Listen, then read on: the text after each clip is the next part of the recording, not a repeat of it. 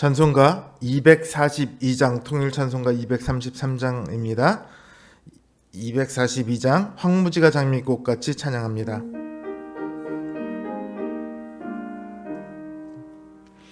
황무지가 장미꽃같이 피는 것을 볼 때에 구속함에 노래 부르며 거룩한 길 다니리. 거기 거룩한 그 길에 검은 구름 없으니 낮과 같이 맑고 밝은 거룩한 길 다니리. 하나님의 아름다움과 그의 영광 볼 때에 모든 괴로움 잊어버리고 거룩한 길 다니리.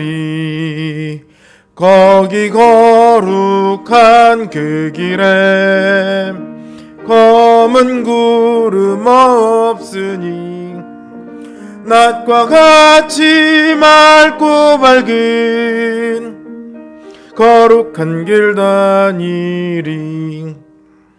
마른 땅에 샘물 터지고 사막에 물 흐를 때 기쁨으로 찬송 부르며 거룩한 길 다니리. 거기 거룩한 그 길에 검은 구름 없으니 낮과 같이 맑고 밝은 거룩한 길 다니리.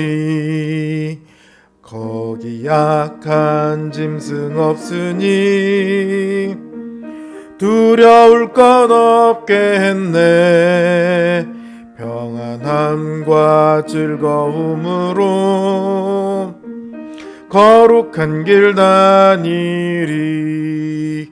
거기 거룩한 그 길에 검은 구름 없으니 낮과 같이 맑고 밝은 거룩한 길 다니리. 거기 약한 짐승 없으니 두려울 것 없겠네. 평안함과 즐거움으로 거룩한 길 다니리. 거기 거룩한 그 길에 검은 구름 없으니 낮과 같이 맑고 밝은 거룩한 길 다니리. 428장 찬양합니다. 428장 내 영혼의 햇빛 비치니 찬양합니다.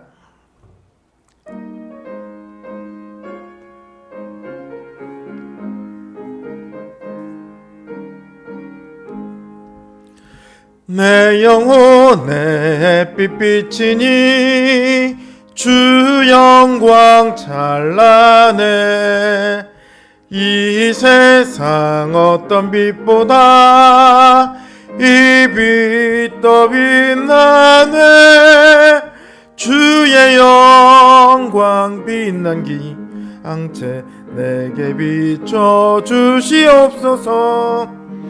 그 밝은 얼굴 배울 때 나의 영혼 기쁘다.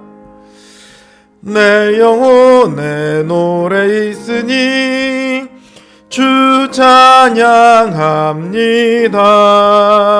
주 귀를 기울이시사 다 듣고 계시네. 주의 영광 빛난 광채 내게 비춰 주시옵소서.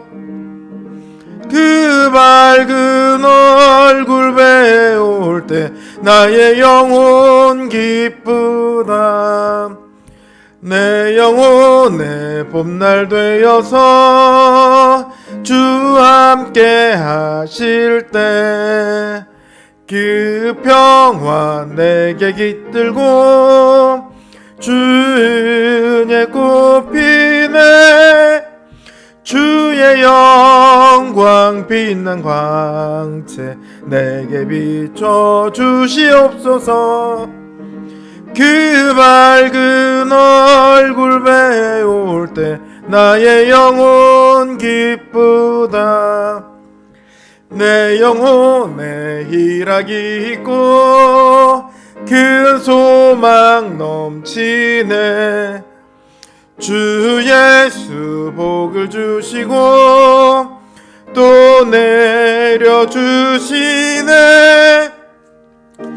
영광 빛난 광채 내게 비춰 주시옵소서. 그 밝은 얼굴 배울 때 나의 영혼 기쁘다.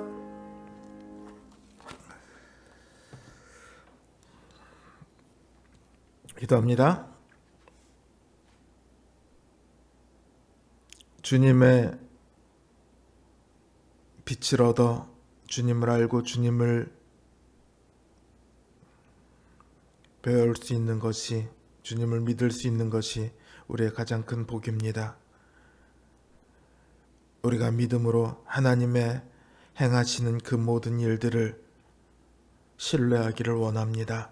우리의 믿음이 아직은 약할지라도 우리가 더욱더 그 믿음의 깊은 곳까지, 굳건한 곳까지 우리가 멈추지 않고 걸어가기를 원합니다. 주님, 그러나 그 길에 수많은 시련이 있고 아픔이 있고 고통이 있습니다. 여러 가지 문제들이 있습니다. 때로 선한 이들이 힘들어하고 악한 일들이 잘 되는 것을 보며 마음에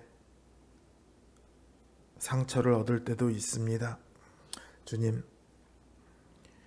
우리의 연약함을 주님 앞에 고백합니다. 주님, 우리를 붙들어 주시옵소서.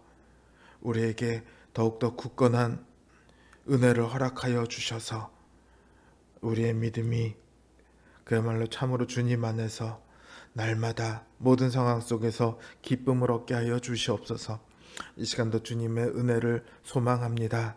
주님, 역사하여 주시옵소서. 예수님의 이름으로 기도드립니다. 아멘.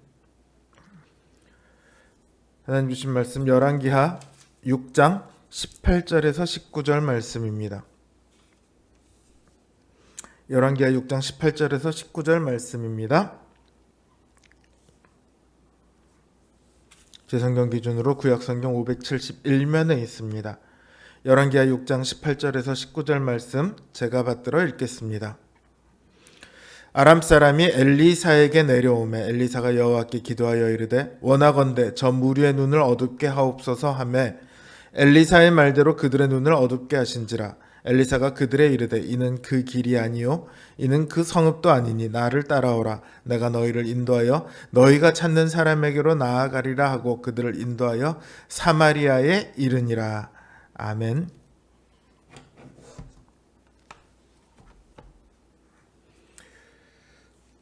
의인들이 가장 분노할 때가 있습니다. 그것은 바로 악인이 승승장구할 때입니다. 의인들 자신이 잘 되고 있을지라도요, 악인이 잘 되면 분노합니다. 그런데 만약 의인 자신은 환난을 당하고 있는데 악인은 잘 된다? 그럼 분노 정도가 아니라 눈이 돌아가겠죠. 신자도 그렇습니다. 우리가 비록 하나님의 말씀에 온전히 순종하지는 못한다고 할지라도요, 그래도 하나님의 말씀을 따라 살려고 노력할 때가 많이 있지 않습니까? 그런데 그러다 보면 손해를 볼 때가 있어요.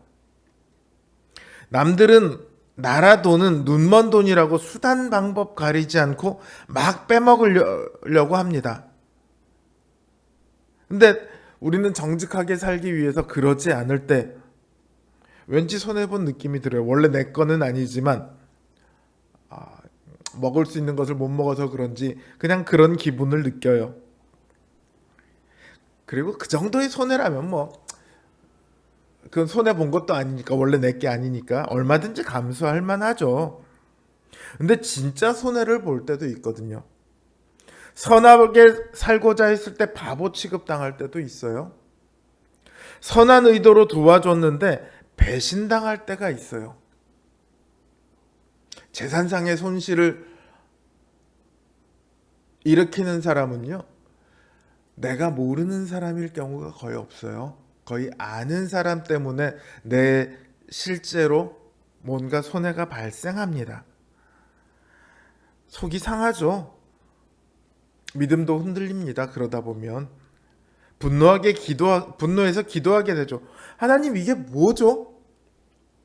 왜 저 악한 놈들은 떵떵거리고 살고 벌도 안 받고 나는 벌 받을 일도 안 했는데 이렇게 손해만 봅니까? 벌 받는 것처럼 살아야 됩니까? 하나님, 저 악인들을 언제까지 내버려 두시겠습니까? 기도가 아니라 바락바락 소리를 지르게 되죠. 근데 그렇게 하나님께 소리라도 지르면 나은 거예요. 그러다 보면 안에 우리 속에 쌓이고 쌓인 게 풀릴 때가 있거든요. 하나님께서도요, 우리가 그렇게 바락바락 소리 지르고 원망하면서 하나님한테 기도하면요, 하나님이 또 들어주십니다. 성경을 보면요, 제가 지금 했던 그 질문을 하고 있는 구절들이 한두 군데서 나오는 게 아니에요. 하나님은 그거를 성경책에다 다 기록해 놓으셨어요. 하나님이 기꺼이 그걸 다 들어주신다고요. 네가 나한테 바락바락 대들어. 그래, 해서 네 속이 풀린다면 얼마든지 소리쳐. 여러분, 하나님한테 원망하는 기도했다고 번개 맞았다는 사람 혹시 주변에 들어보셨어요? 내가 하나님한테 원망하는 기도를 했다. 하나님이 나를 말을 못하게 입을 막으셨어. 뭐 그런 얘기 들어보셨어요? 하나님은 그렇게 속이 좁지 않으시거든요. 그렇게 해서 우리 속이 풀린다면 얼마든지 받아주실 수 있는 분이세요.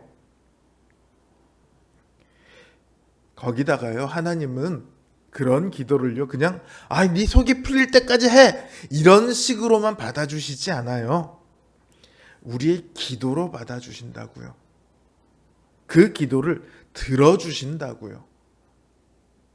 다만 해결책이 우리랑 조금 다를 뿐이죠. 악인에게 가장 큰 벌이 뭘까요? 제가 젊어서는 잘 몰랐어요. 이 땅에서 어떻게든 저 사람이 벌을 받아야 해. 그래야 내 속이 시원해져. 이렇게 생각했었습니다. 여러분들도 아시다시피 제가 배신당하는 거에 한 일가견이 있는 사람 아닙니까? 배신만 몇 번을 당했습니까? 저는 정작 배신당해서 막 죽을까를 고민하고 있을 때 저를 배신한 사람들은 밥만 잘 먹더라고요. 더 열받죠. 그런데 얼마 전에 보니까요, 그 사람들이 다 그 값을 치렀어요. 전과자가 된 사람도 있고요, 사업이 다 망한 사람도 있고요, 암 걸려서 죽은 사람도 있어요. 그 중에 암 걸려서 죽은 사람은요, 죽기 전에 저한테 연락이 왔어요. 가서 병실에 딱 들어갔는데 완전 빼짝 말랐어요. 그래서 형, 그때 나한테 왜 그랬어? 이런 얘기 안 하고요, 그냥 기도해주고 나왔습니다. 제가 목사라서 용서한 게 아니고요, 목사라서 기도해준 게 아니고요, 그냥 그 모습을 보니까 오히려 안쓰럽기까지 하더라고요. 오늘 본문에서 엘리사가 자신을 잡으러 온 아람 군대에 대해서 어떻게 합니까? 불말과 불병거가 가득 있어요. 엘리사가 하나님한테 하나님 쟤들 다 죽여주세요 하면 걔들 죽이는 거 얼마나 쉽겠습니까? 근데 엘리사는 그렇게 기도하지 않아요. 하나님 저 무리의 눈을 어둡게 하옵소서 이렇게 기도합니다. 왜 이렇게 엘리사는 기도를 했을까요?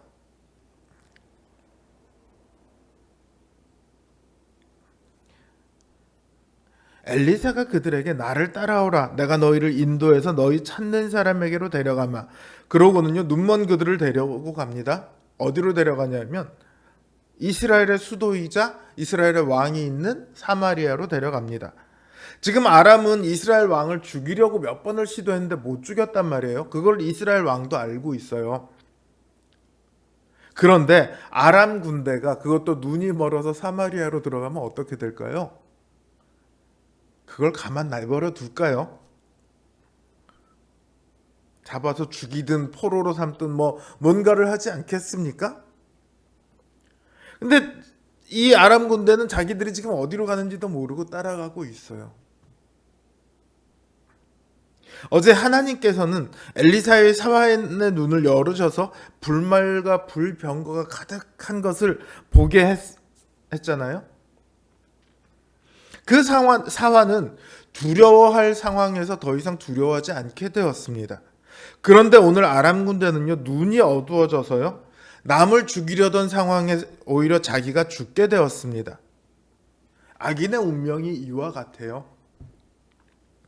악인은요 눈이 어두워 끝까지 하나님을 알지 못합니다. 이게 제일 큰 벌이에요.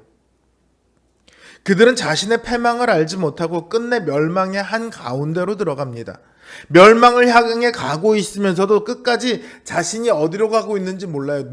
심지어 자신이 눈이 멀었다는 것도 모릅니다. 교회는요 잘못한 사람에 대해서 권징을 합니다. 권징 중에 제일 큰 권징이 뭐냐면 출교예요. 교회 밖으로 내쫓는 거예요. 너는 교인이 아니다. 그런데 출교를 하는 목적이 뭐냐면 교회를 보호하기 위한 것도 있지만 그 사람에게 죄를 깨닫게 해서 자신이 얼마나 큰 죄를 지었는지를 깨닫게 해서 회개하고 다시 교회로 돌아오게 하기 위해서 출교를 하는 거예요. 그런데 만약 그 사람이 나를 출교했어? 야 세상에 교회가 여기밖에 없어. 니네가 출교하면 딴 교회 가면 되지. 이렇게 하면은요 그 사람의 인생에 앞으로 회개가 있을까요?